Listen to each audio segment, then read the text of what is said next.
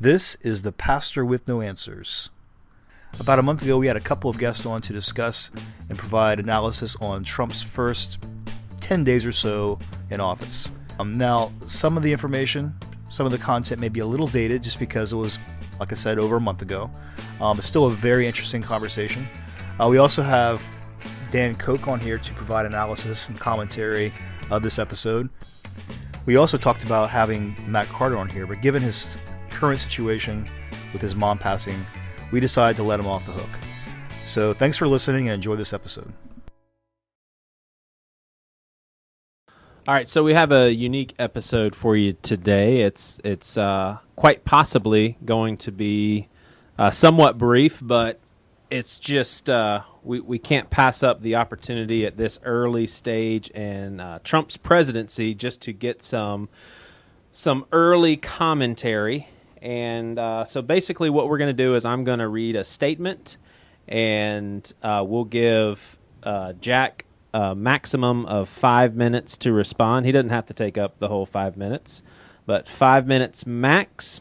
And then we'll give Robbie a 2 minutes to respond. And that'll be somewhat of a unique challenge because you'll want to take 2 minutes to respond to Jack, but not necessarily overlap on your 5 minutes. So I'll let you handle that as you will. And then we'll give Robbie 5 minutes and let Jack respond.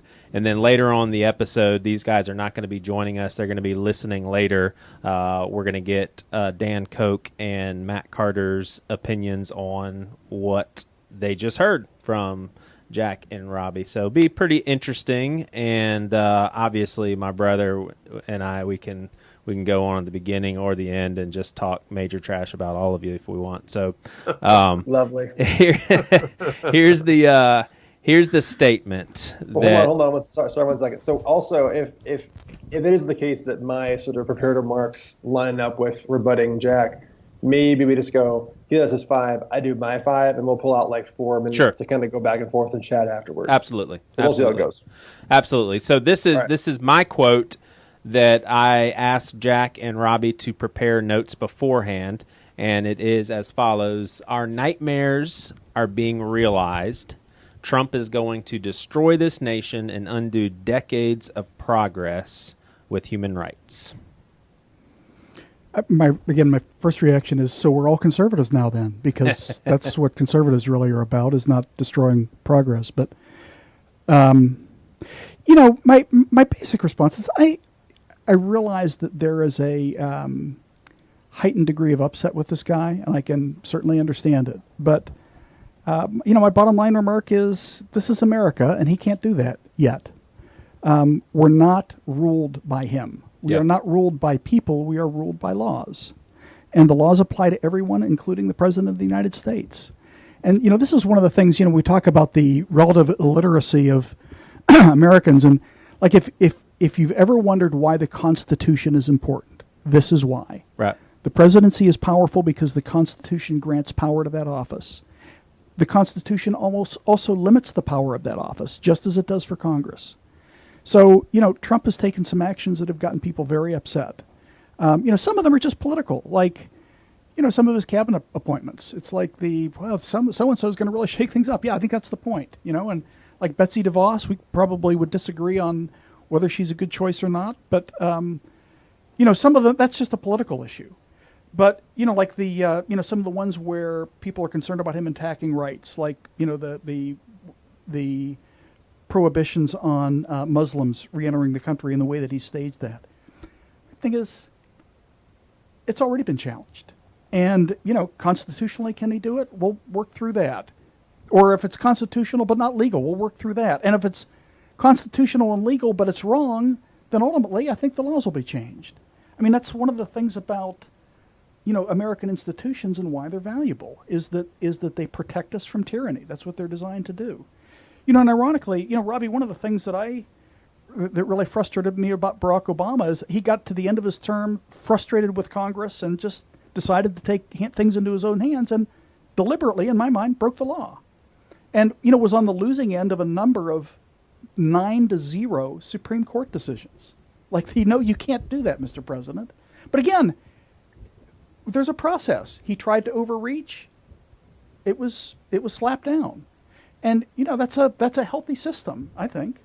And I'd say, well, yeah, he can do a lot of damage in the meantime. Okay, but that is what injunctions exist for. In other words, no, we're not going to proceed with that because we think there's enough of a legal challenge that we're not going to let you implement that policy until we've determined that it's going to stand. Like if I could say, boys, could there be something that both sides of the political spectrum could unite around? Maybe this could be it. I was, very upset about the way that Obama tried to trample on the rights of religious people. Certainly, there are a lot of people upset about the way that Trump is trampling on the rights of Muslim people. To me, where were the progressives trying to protect the nuns? Where are the conservatives today? The freedoms that our system provides protect all of us, and they should be precious to all of us, and we should also all want to work to protect them. And it's interesting. I was actually reading in Galatians this morning, and one of the things that has occurred to me, I do think that freedom is somehow very important to God. Like the problem of evil, it's like, because you're going to have evil with flawed human beings as long as there's freedom. So the presence of evil is the evidence of the importance of freedom in my mind. That may be a long discussion, but Galatians 5:1 says, "It's for freedom that Christ has set us free. Stand firm then, and do not let yourselves be burdened again by a yoke of slavery."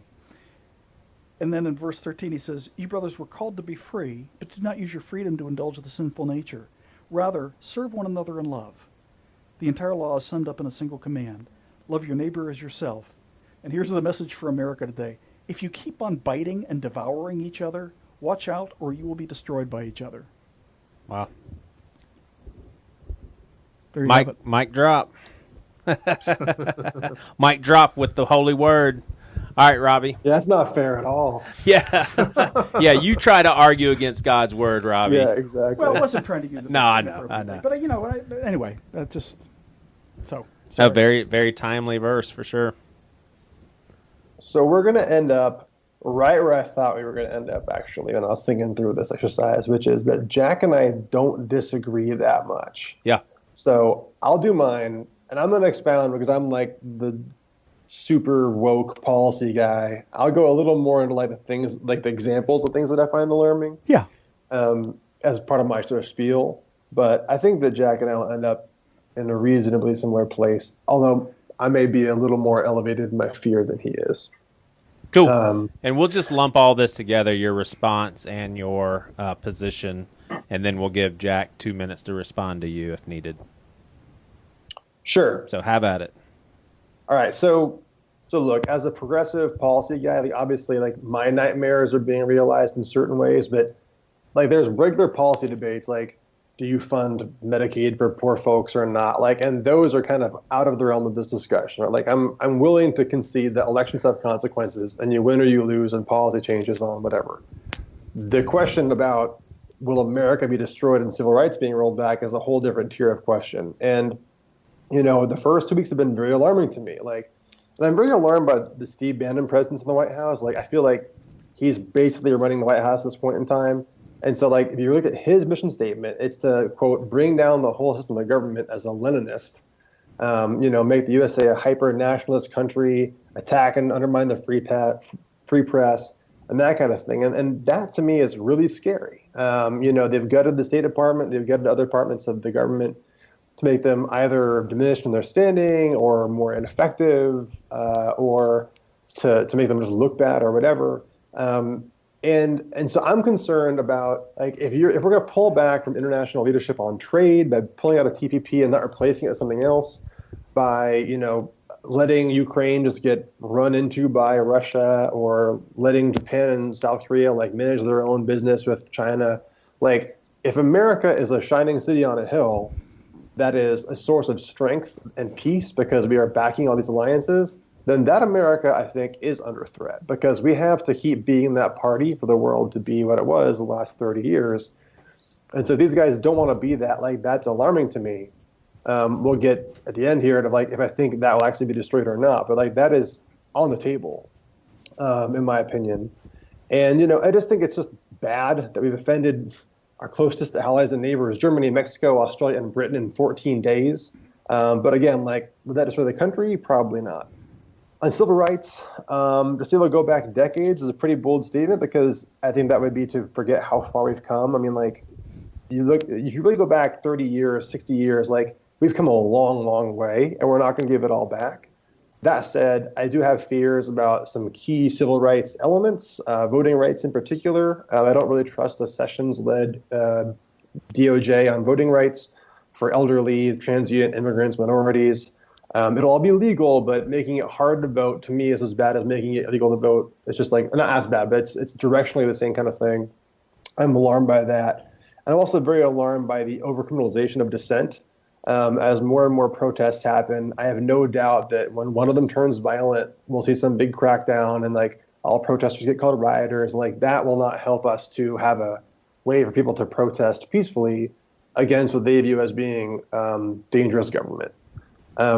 So again, like, I'm alarmed by what they seem to want to do. I think it's a defection from like the America that I know and love, not just on policy, but on like its general ethos. Now, the good news is the executive does not make the law, right? All these executive orders, they can be reversed by the next guy, just like he's reversing Obama's. These are temporary things, and they're alarming, but they're not long term. The real news is that, like, as Jack said, like, we are a three-branch of government. There's Congress, there's the presidency, and there's the courts. And no one of those things can destroy the others. My real fear is not what Trump and his cronies want to do. It's that Congress won't do anything about it. That's what I'm really worried about. Because we just spoke for an hour on the President's Day podcast about founding fathers. If you told Hamilton, Jefferson, Washington, whomever, Monroe, Madison, back in the day, that one party would just never question their own people ever, whether it's the Democrats not questioning the Clinton Foundation or the Republicans not questioning Trump not having a blind trust, they would have been just apoplectic. And here we are, where one party is in control of government, and it's only really going to have checks and balances if the balances are willing to check each other. And so to me, this is really crunch time for, like, well, if they overreach with the executive power, like, will Congress investigate? Will Congress hold them to account? Like, already seen in this immigration thing, like, certain airports had customs agents who were defying a federal court order. And, you know, they were told, allegedly, by the Associate Attorney General to ignore that order, right? So on day like 13, that's a constitutional crisis. So who's going to enforce the court order if the DOJ won't do it? One of the ironies of our system is, like, the third branch, the courts, say what to do, but their enforcement mechanism reports to the president via the attorney general. So, like, you have to trust the people in power at some point. And that's what some of my favorite authors have said this whole time is the biggest thing that Americans forget is that, yeah, we have this structure in place, but the people who are in those seats have to actually do the right thing. And so to me, they can't destroy Trump, or Trump can't destroy America on his own with his policies or his actions or whatever.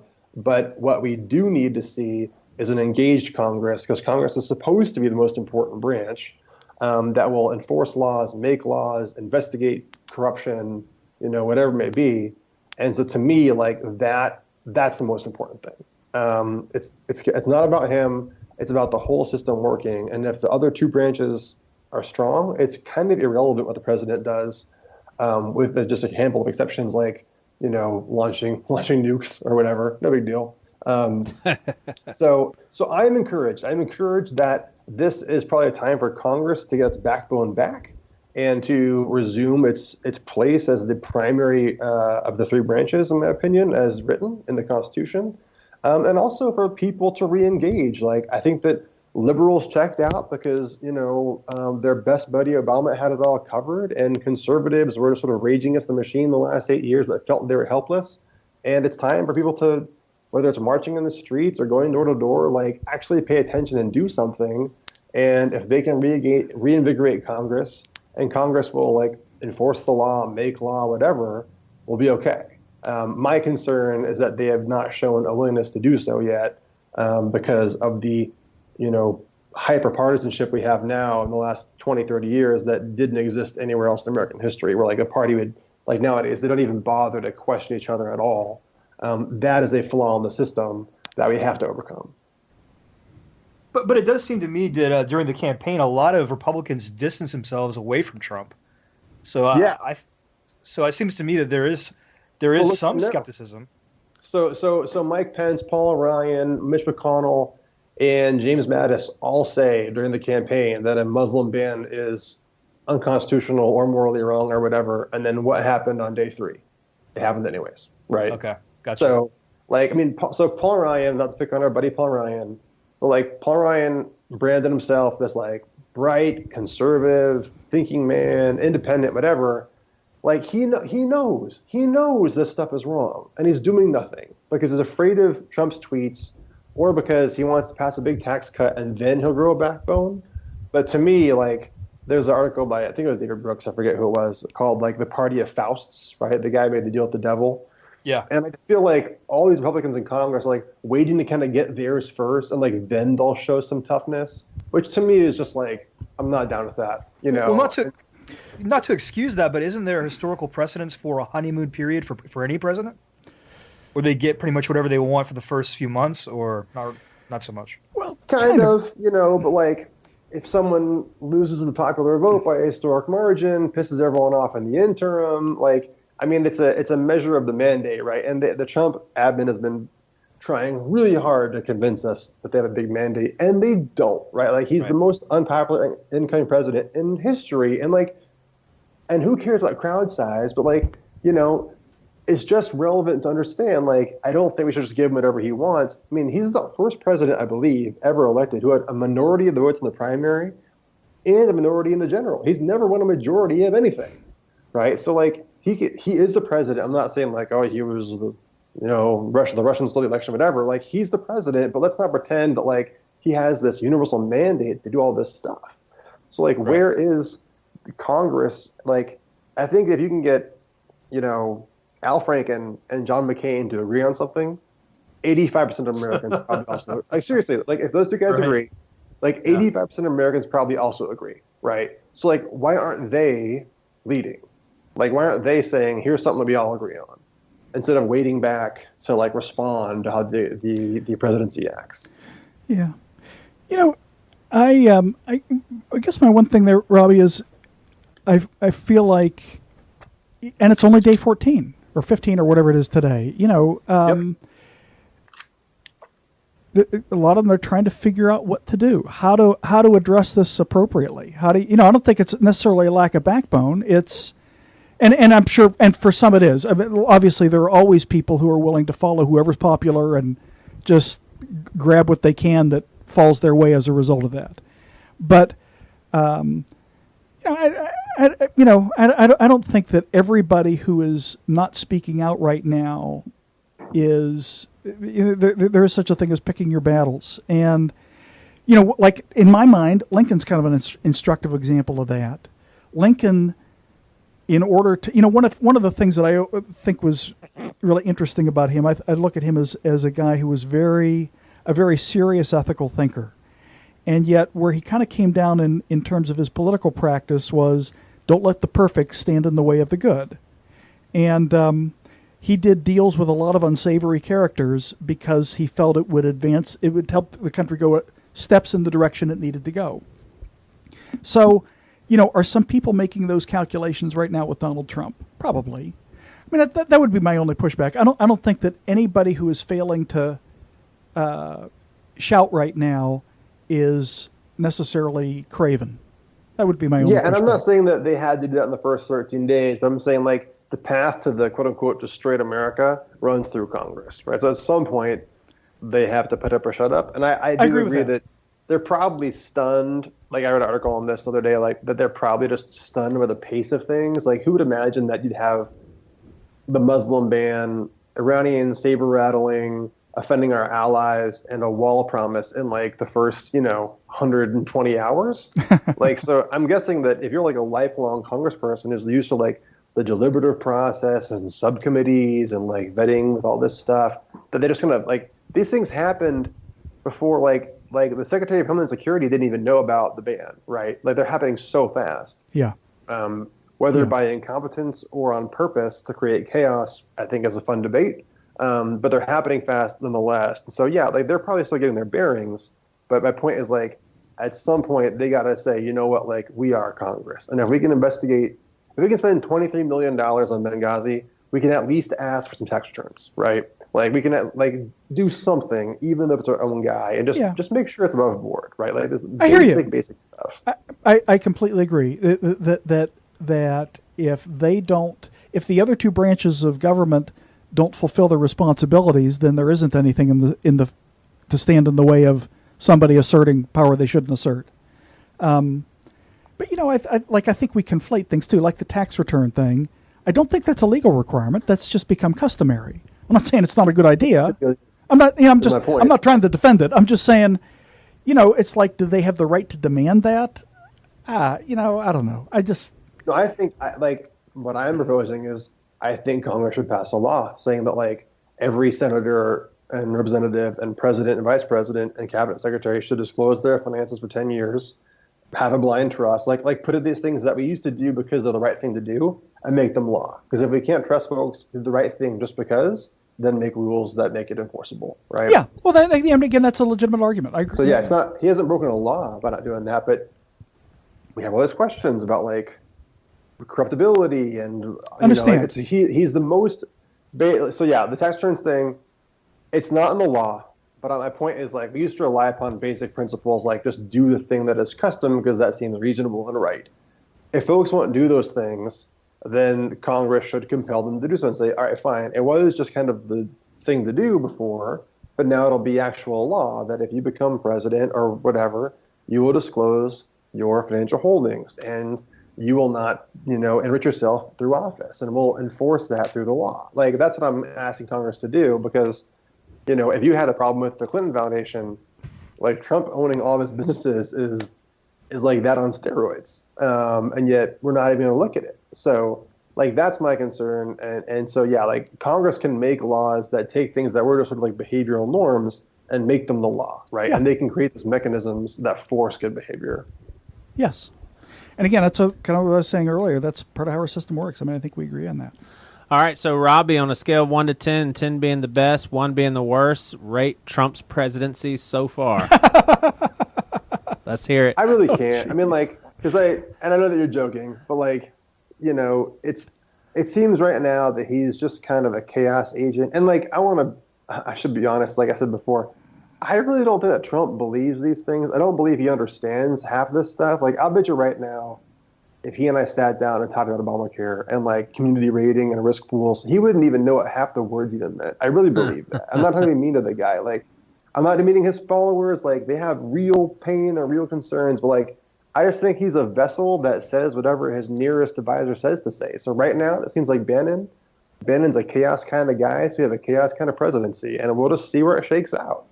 You want to give a At some number, point, Jack? I would like to think the cabinet would get sick of that stuff.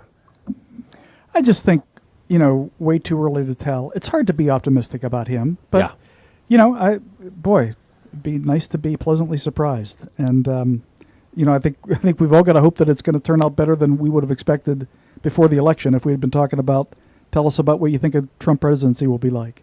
I mean, I would say I am more encouraged by some of his cabinet appointments than discouraged. I mean, I think he's got some reasonable people around him, and I agree with you in terms of Bannon. I just whatever, but it's funny. I mean, what I was going to say is, sorry, you know who had the Svengali reputation in FDR's presidency? Harry Hopkins. Like that, people thought there's this Rasputin, like in the White House, actually living there, and exerting this evil influence. And he was profoundly mistrusted. One of the things that a lot of people couldn't understand was Roosevelt was this incredibly politically astute guy, and why in the world did he keep Hopkins, a political liability, so close to him? But anyway, it's not the first time that there's been a head scratching guy in the White House. Now, I would also not compare Harry Hopkins to Bannon. I mean, Harry Hopkins was actually a great American, I think. But anyway. Yeah, and like we'll see. Like it's all conjecture. I mean, I look at this cabinet, and you have certain, like Ben Carson's wildly unqualified. Like Betsy DeVos, that's a partisan debate. Like, but Mattis, killer. Like I tweeted out last week, like in Mattis we trust, right? Like But there is some concern that those guys are window dressing, right? They're like, if they're not being consulted, then they don't matter, right? Right. And so we just have to see, like, are they actually running those teams, or are they just kind of I think the best legitimacy? I think the best indication will be whether they stay. I don't think Mattis Yeah. will stay if he's not being listened to. All right, well, Robbie we'll see. and Jack, I have a dream that Jared and I will eventually have a guest on this show that turns out to be a United States president. So I have hopes for both of you guys. One of y'all go all the way for us. I appreciate y'all's commentary. Super interesting stuff, and yeah, the story has just begun. So we will all hold on and see what happens. Let's play a little game here real quick. It's day 16. Let's play the over-under game on how long Donald Trump is president of the United States of America. Right? So you can guess between 16 days and 8 years. This is a fun game, and I really have no idea. So just everyone on the pod, what do you guys think the number is? 4 years. I think there's a possibility in less than 4 years. So, but you got to give me a number. Is it 3? Is it So what do I think? half of 1? If I had to bet on a certain amount of time, is that what you're saying? What's the most 50% likely? probability? What's the halfway line of the distribution? So I'll whether say you're, 4 if you're then. Vegas, you're setting the over-under at what, I'll say 4. Jack? What's funny, I'm kind of like who the heck knows? I mean, I could see this blowing up in bizarre ways that are absolutely unprecedented, and so I could see how you could make an argument for less than 4. My other thing, though, is if economic growth averages 3% over the next 4 years, he'll be reelected. Period. Nothing else matters. I mean, that's just the way it works. And, like, is it possible that he could have a successful presidency? Almost hate to say it, but I think it's possible. Okay, so I am dancing around your direct question, and You're like 5 because he might go 8 years. he might. But if I had to say, I would say less than 4. Yeah, I think I'm in the 2 to 3 years camp. Wow. Because I just can't see Congress. But who's going to remove him is my problem. He'll never quit, right? So I don't know. I guess I'm cheating my own question, but I'm going to go a little less than 4 years. I can't see it going 8. I do agree that economies make re-election campaigns, and he inherited one that's on the upswing. As much as he'll say it's American carnage, so I'll go 2.5. All right. Because I'm the House liberal, right? I got to be more pessimistic. It's definitely interesting times. I actually could see him quitting from a standpoint of I can't work with it's rigged. Congress. Like this just shows how crooked everything is, and I'm out. It's a shame for our country and. Well, or he gets a couple of big bills passed, and he says, "Okay, I've saved the country. I'm done. I want to go on." And Yeah. Collect this $10 billion from Russia and move on. All or right. 18 years, maybe we'll suspend rule of law for a while and have someone for 2 decades. You never know. Well, that's where it's That wouldn't be that's where it's comforting to realize that he's already 70 years old. Actually, on the 8-year thing, just spitballing, I really wonder what a 78-year-old President Trump would be like, and that's a little scary. Be pretty funny. There'd be some funny elements. 80 year. Hey guys, my name is Dan Koch. I've been a contributor on Pastor with No Answers a few times, as well as Bad Christian, and I also host Depolarize podcast, which is about political and social questions. And Joey asked me to respond to this quote. Quote, "Our nightmares are being realized. Trump is going to destroy this nation and undo decades of progress on human rights." So, 30,000-foot view of my answer. Some of the hysteria in the press and on the left is overblown, but there are some issues and dangers that are serious and potentially bigger than anything we've ever seen. However, we need focused and independent attention put into these matters more than we need hysteria. So I want to distinguish between 2 categories here. There's stuff that is unique to Trump, and then there's stuff that's more broadly like a set of policy agendas, some of which are classic conservative policies, and some of which are this newer isolationist, nationalist stuff that is represented by Steve Bannon. And a lot of that stuff was used in the Trump campaign to get him elected. I'm not going to deal with regular GOP issues like tax reform, repealing and placing Obamacare, because these are probably not nightmare scenarios, as the quote says. Also, I think we need to define human rights. Some people think the right of a transgender person to use a bathroom of their choosing is a human right. Some people think the right to not have to bake a cake for a gay wedding is a human right. I think there's a lot of confusion right now nationally about what constitutes a human right. Is marriage a human right? I don't know. Are civil rights in danger right now? They might be in places like North Carolina, where the GOP majority is actively pursuing racist voting law strategies. The only reason I can confidently call those strategies racist is that the North Carolina Supreme Court has ruled that they are racist, that they specifically targeted black voters to keep them from voting. That's racist. So if I lived in North Carolina, I would be joining these Moral Mondays marches there to push back against these kind of policies. And those might start getting repeated by GOP legislatures in other states. I think those are civil rights and those are human rights that we need to worry about. I don't know how much that has to do with Trump. My gut feeling is not very much. I don't think he really knows or cares about that. So beyond what's happening there, we might consider the human rights of refugees and undocumented immigrants. So I don't know if this would count as a human right, but I would say that this might be, and here I'll give a definition, to not impinge upon a poor but law-abiding and working non-citizen who's residing in the U.S. I believe this because we can honestly afford to keep them here. They have lower crime rates, they're willing to do work that most Americans aren't willing to do, and in fact the U.S. economy is built around having some kind of steady stream of incoming cheap labor.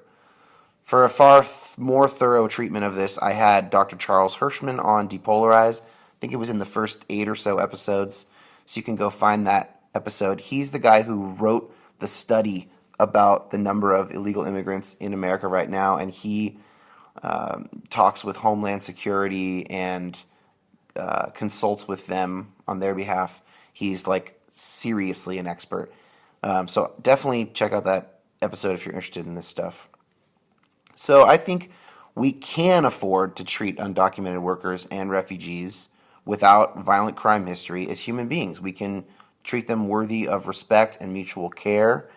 And the reason this applies to refugees is that the vetting process is incredibly strong. It takes on average 18 to 24 months for a refugee to get here. No refugees or children of refugees have ever committed terrorist attacks in America.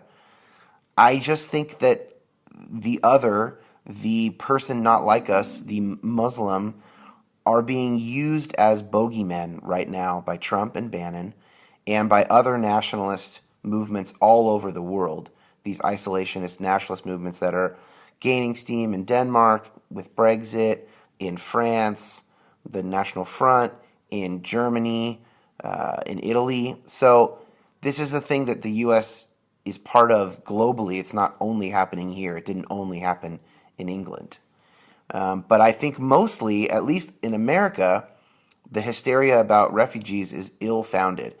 Europe is different. They have 10 to 100 times more immigrants pouring in, and they have smaller populations than the United States has. And they have them coming in over non-secure borders because the EU does not have strong national borders between countries. This is not true in America. These people wait in UN refugee camps for 6 to 24 to 36 months, sometimes up to 5 to 10 years before they are finally let onto U.S. soil. These are not the people we need to keep from coming here. In fact, these are the type of people that do make America great in a certain sense. These are the kind of people that America was built on, the backs of whom America was built. I do have faith, back to worrying about Trump destroying the American system, I do have quite a bit of faith in the American system. What I mean by that is our courts, our rule of law, the legislative processes of Congress, and their ability to be a check on the executive branch or the president. I do sometimes worry that these checks and balances ultimately still reside with the people, where meaning that the people have to be informed and paying enough attention to say, hey, elected representatives, or hey, appointed judges, like, do this, take this seriously. I worry right now that so many people don't care and are not informed, can't have any sort of intelligent conversation about politics before devolving into shouting matches. This does worry me. I think this is the kind of thing that individual citizens need to be challenging themselves on. That's basically one of the reasons for the podcast. But my biggest worries these days surround the unique unfitness of Donald Trump. The fact that he's not released his taxes. We do not know how involved he may or may not have been with the Russian agents during the election campaign and more. If he were involved directly, that would be treason of a higher degree than anything Nixon ever did. It would be the greatest political scandal in U.S. history. And there's certainly enough smoke to look into whether or not there's a fire. There's no current evidence that Trump had direct conversation with Russian agents or anything like that, or ordered it. But if he did, that would be bigger than Watergate. It would be massive. It would be our biggest geopolitical foe on the world stage today, Russia, tampering with our democracy directly and then having dirt or having leverage over our president. I mean, it's almost unthinkable. There's been nothing like that in American history. And we need to investigate this. I agree with John McCain and Lindsey Graham, both GOP senators, that an independent investigation needs to be made into these matters. Right now, the rest of the GOP are blocking this. They're blocking investigation into Trump's taxes and his ties with Russia. And it's unconscionable. That is an un-American action to take, I feel confident saying. We have to protect our democracy. If we can't be confident that the people of this country actually do elect our leaders, then what the hell are we doing? So basically, my biggest worries are Trump's ties to Russia, financial or political, what kind of leverage that gives Putin over our president or over his staff, and the treatment of immigrants and refugees, all of whom I believe are children of God, and none or very few of whom represent a true threat to our safety. But again, some of the hysteria is overblown. I would rather see real data about what we know about Trump and Russia. I'd rather see real data about this is what immigrants actually do for our economy. And I don't think that the broad message of the left is doing a very good job of including the kind of reforms that need to happen to care for instance, white working class workers whose wages have been decreasing while everyone else's are increasing over time. I do think there's a segment of our society that's been left behind by both Republicans and Democrats, and that needs to be addressed. So it's not just cataclysm about Trump. That's not the only thing going on right now. There are these other questions as well. Anyway, that was kind of long-winded. If you want to hear me talk with a lot of different people about this, subscribe to the Depolarized podcast. We have hour to hour and 15-minute discussions with a new expert every week on all kinds of topics relating to politics and social questions. Thank you, guys.